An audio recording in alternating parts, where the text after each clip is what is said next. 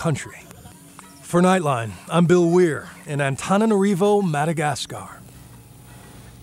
And our thanks to Bill Weir for that report. When we come back, watch your toes. Forget the old wedding waltz. Newlyweds are shelling out big bucks to recreate some famous Hollywood hot footing.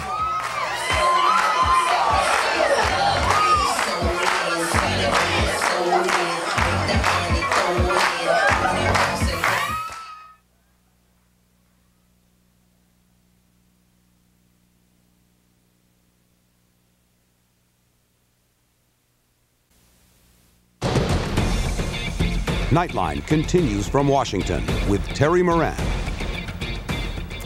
You remember, please clear the floor for the bride and groom. Magic words that signal what will likely be one of the most memorable, certainly one of the most photographed moments of your life. The first dance at your wedding.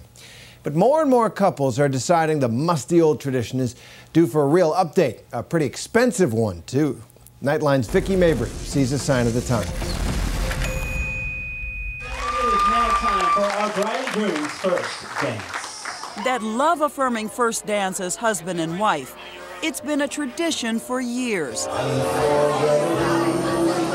Some couples doing what feels natural,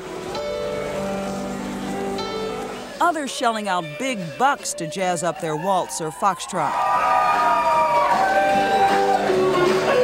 But if you've scratched around on the internet lately, you might notice a trend developing.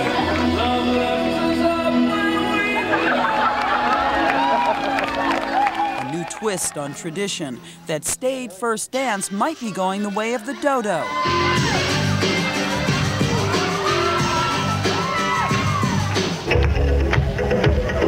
Whole wedding parties are getting in on the dance, reenacting routines from Michael Jackson's music video Thriller. 'Cause this is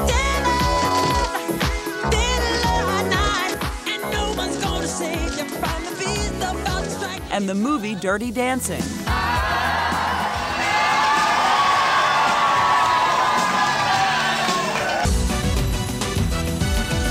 Couples today have a secret yearning to do what they see on Dancing with the Stars.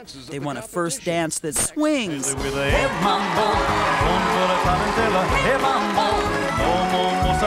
So they're willing to commit time and money to put their best foot forward. Samantha Boris and Jared Katz are 6 weeks away from their wedding and 13 lessons into preparing for their first dance. They've seen the lame dances some other couples do. It's just either the rock and sway, which is good, or you get the step tap, which is And they want a foxtrot that stands out. But it's not about vanity or posting their party on the web. 3 years ago, a woman on the subway accidentally punctured Samantha's foot with her stiletto heel. And I couldn't move my whole leg. And I just had to concentrate on wiggling the toes. And I was in tremendous pain, and the leg was essentially paralyzed. So you weren't walking at all? No. In a wheelchair? I was in a wheelchair. Jared was taking care of me, and he would help me get to physical therapy and carry me into the wheelchair. And that's when I said to him, I'm not going to marry you unless we could dance at our wedding. You want to do a turn. It's a turn all the way around. Then you're going. They chose a studio that said Samantha's disability was no problem. It's become another form of physical therapy for her. It gives us a tremendous sense of freedom and celebration. And it's a moment in time. And if years from now I'm less mobile, we still have this moment in time.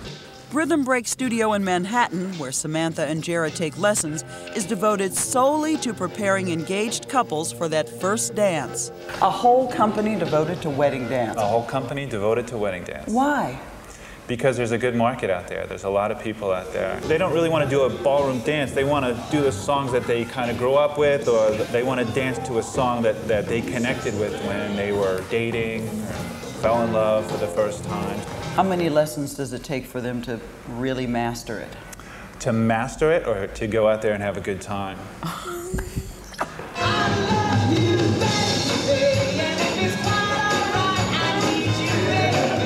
While Rhythm Break has choreographed first dances to everything from Cinderella to Motley Crue, Samantha and Jared don't want anything outrageous like Thriller. They want something unique and a record of how far they've come. I mean, we figured out how to walk again, and we figured out how to dance with one another. And so 30 years from now, that's exactly what we want to see. I'm Vicki Mabry for Nightline in New York. The things we do for love, a sign of the times. When we come back, a report card for obesity. ABC News Nightline.